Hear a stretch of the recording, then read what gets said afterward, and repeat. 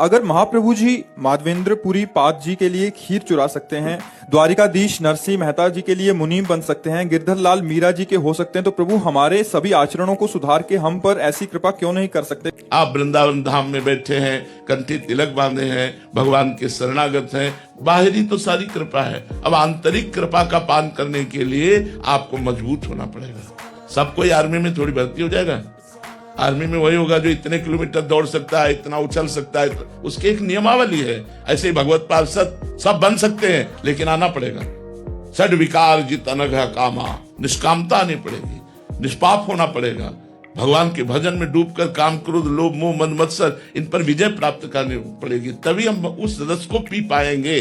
भगवान की कृपा है, उसको कोसो मत, अपने को सुधारना है भगवान की कृपा के बल से, और वो सामर्थ्य आप में है सुधरने की। नहीं, भगवान आज्ञा ना देते। ये प्राणपन से नियम जीवन में धारण करें कि कभी हम शास्त्र विरुद्ध नहीं चलेंगे तो कभी कोई बाल बांका नहीं कर सकता। माया वही आक्रमण करती है जहां हम गुरु और शास्त्र की आज्ञा का उल्लंघन करते हैं। अगर हम शास्त्र और गुरु आज्ञा का उल्लंघन न करें तो माया हमें छू नहीं सकती। सीम की चाप सके को तासु, बड़ रखवा रमापति जासु। तो बड़े बड़े जो उपासक हैं अपने भजन के आनंद के उमंगन में आकर के कभी कभी चूक कर देते हैं और फिर माया उनको परास्त कर देती है। तो हमें खूब नाम जप करना है और जहां से हमारे गंदे आचरण होते हैं उनसे बचना है, उनसे दूरी बनाना है, सात्विक भोजन पाना है। तो अभी आनंद की अनुभूति जब होगी तो ये सारे विकार नष्ट हो जाएंगे। इसलिए हमको नाम जप लंबे समय तक करके और दूरी बना। संगम त्यजेत मिथुन नाम मोक्षो, जो मोक्ष पदवी या परम पद प्राप्त करना चाहता है उसे संग ही त्यागना है।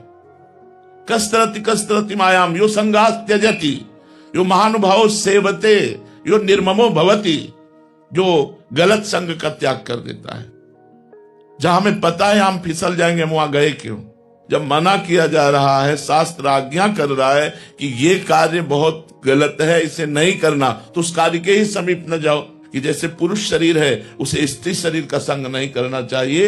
अगर गृहस्थ है तो अपनी पत्नी के सिवा दूसरी स्त्री का नहीं, अगर विरक्त है तो किसी भी तरह एकांत में स्त्री का संयोग करेगा तो बलवान इंद्रिय ग्रामो विद्वानम अपि कर्षति, इंद्रियां बड़ी बलवान है, बड़े बड़े विद्वानों को भी भ्रष्ट कर देती है, तो औरों की तो बात जाने दो। इसलिए हम भगवान की कृपा को न कोसें। उनके जैसा कृपालु अगाध करुणा सिंधु तो ना था, ना है, न रहेगा। और वो अहेतुकी कृपा करते हैं, किसी साधन पक्ष को देखकर कृपा नहीं करते हैं।